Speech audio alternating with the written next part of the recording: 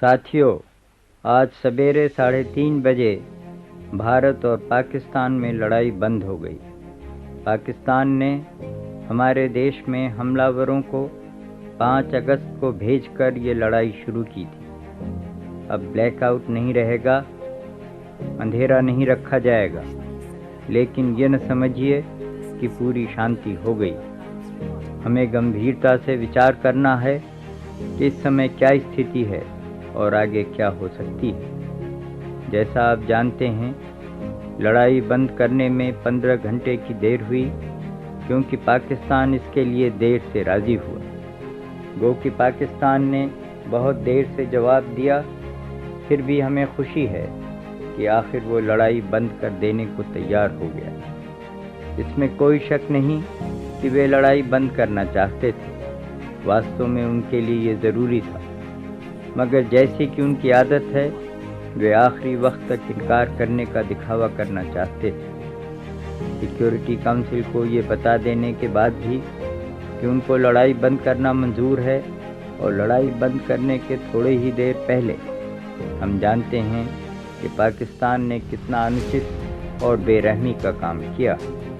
दिन दहाड़े अमृतसर की शहरी जनता पर बमबारी करना ऐसा काम है जिसकी कड़ी से कड़ी निंदा की जाएगी। उन्होंने जानबूझकर ये काम किया और लोगों के जान माल को गहरा नुकसान पहुंचाया।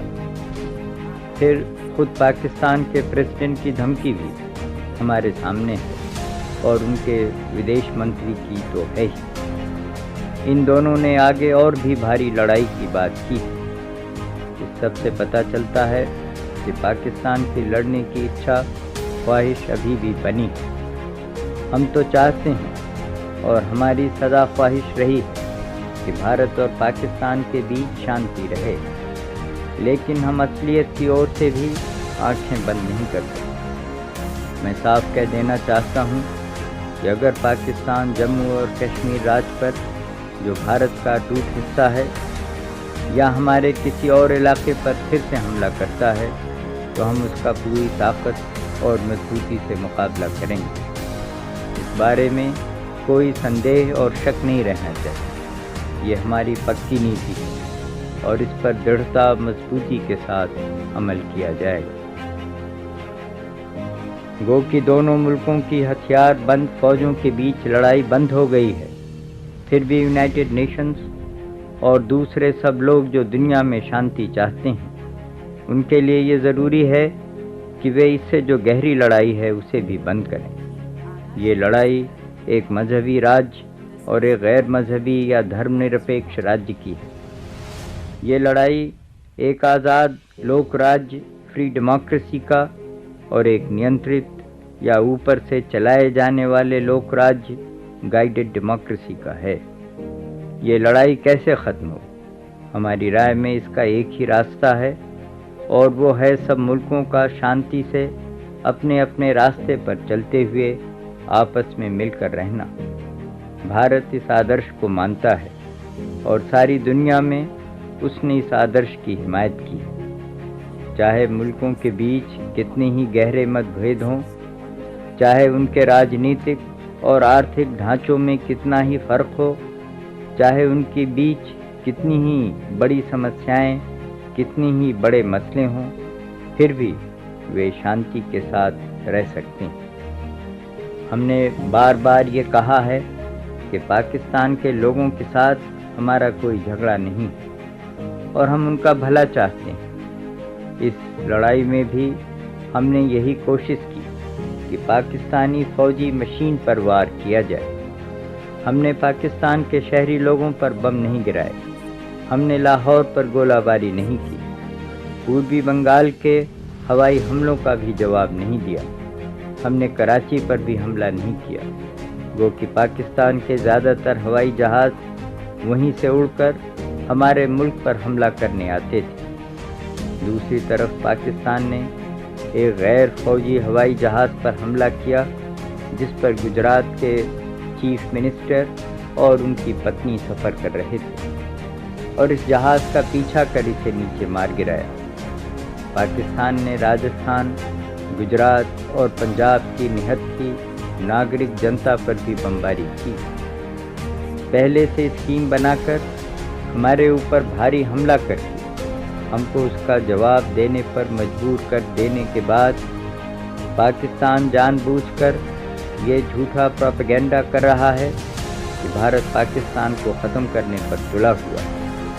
इससे ज़्यादा गलत बात और कोई हो नहीं सकती। पाकिस्तान को ख़त्म करने का कोई भी इरादा भारत के मन में नहीं है। दरअसल पाकिस्तान ही लगातार भारत के खिलाफ कार्रवाई करता आ रहा है।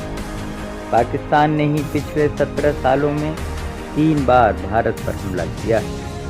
पाकिस्तान ही हमारी सेक्युलरिज्म को नष्ट करना चाहता है। पाकिस्तान ही हमारे देश की जनता में भेद डालने के लिए सांप्रदायिकता का डर खड़ा करता है। याद रखना चाहिए कि हिंदुस्तान में 5 करोड़ मुसलमान रहते हैं और वे मुल्क के बनाने में हाथ बटा रहे हैं। उन्होंने लड़ाई के मैदान में भी शान और हिम्मत से काम किया है और सबसे ऊंचे फौजी मर्तबे और इनाम पाए हैं। पाकिस्तान के इस इरादे को हम कभी कामयाब न होने देंगे कि वो हम में फूट पैदा करे। देश की सेनाओं ने बड़ा शानदार काम किया है। उन्होंने बड़ी बहादुरी और युद्ध कुशलता दिखाई है। हमारी फौज और एयरफोर्स के बहादुरों ने बराबर मिलकर काम किया और हमारे अफसरों ने लड़ाई के मैदान में और हवाई लड़ाई में अपने सैनिकों का खुद नेतृत्व किया, उनकी रहबरी की। उन्होंने हंसते हंसते अपने प्राणों की बाजी लगा दी। लड़ाई के मैदान से उनकी वीरता के कारनामों की खबरें आई हैं। सारा मुल्क उनके ऊपर नाज करता है और उनका दिल से कृतज्ञ है और एहसान मानता है। उनका काम अभी ख़त्म नहीं हुआ है और मुझे मालूम है कि उन्हें अपनी जिम्मेदारियों का पूरा ख्याल है। मैं भारत की पुलिस के बहादुरों का भी जिक्र करना चाहता हूँ, जिन्हें पाकिस्तानी हमलावरों और छाता सैनिकों की चुनौती का भी सामना करना पड़ा है।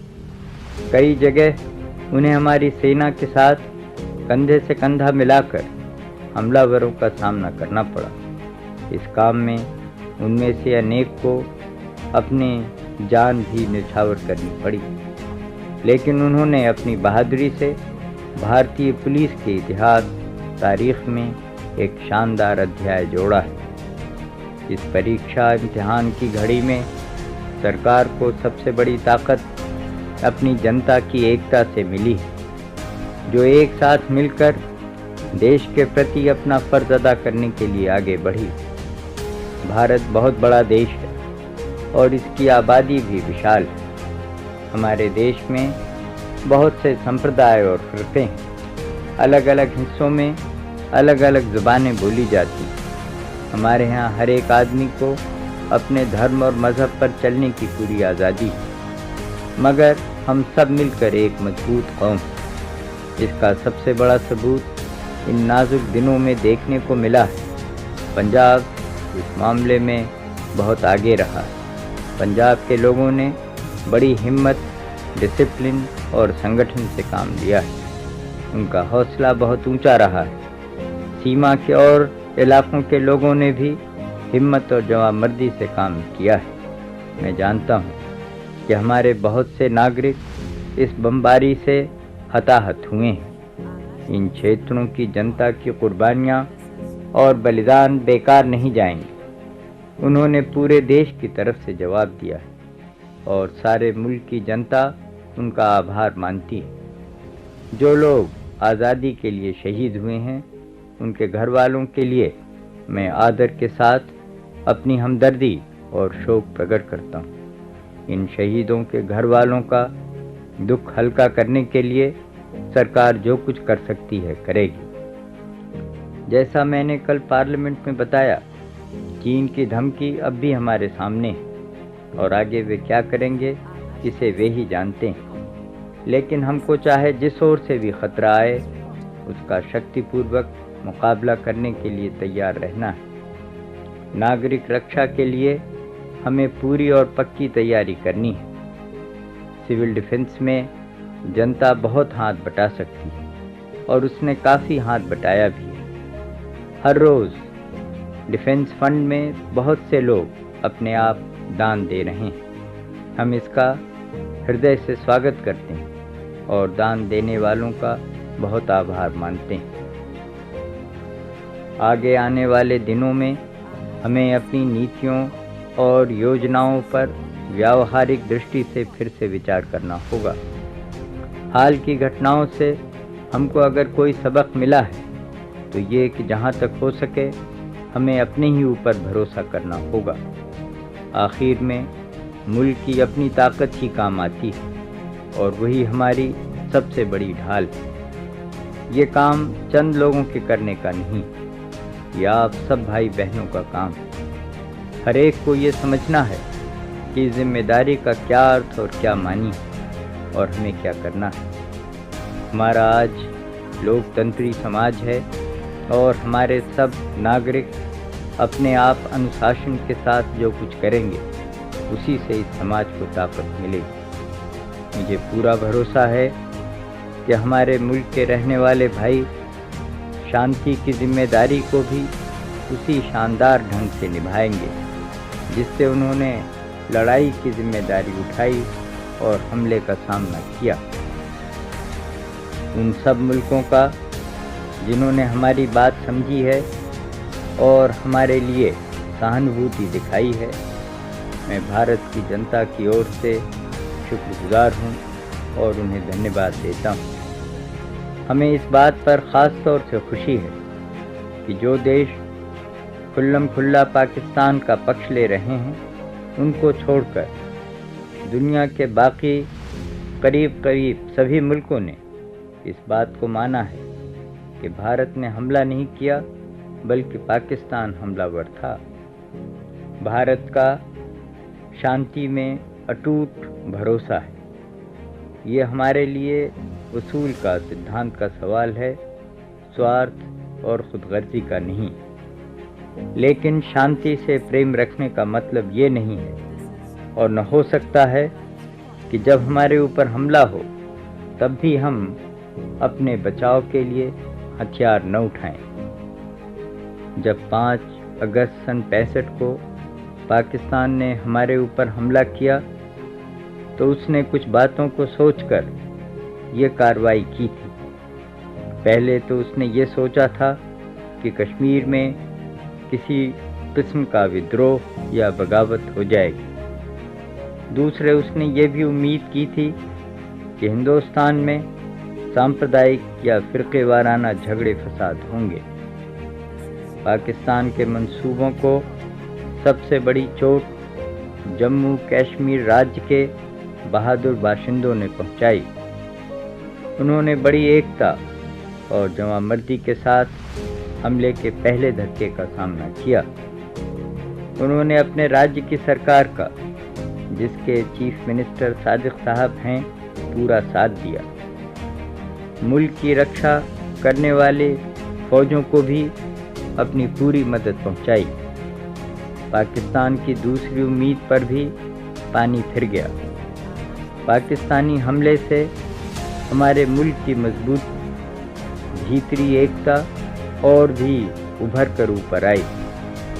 हमें इसी भाव को, इसी जज्बे को बनाए रखना है। हमें अपनी कोशिशों में, अपने कामों में तनिक भी ढील नहीं आने देना।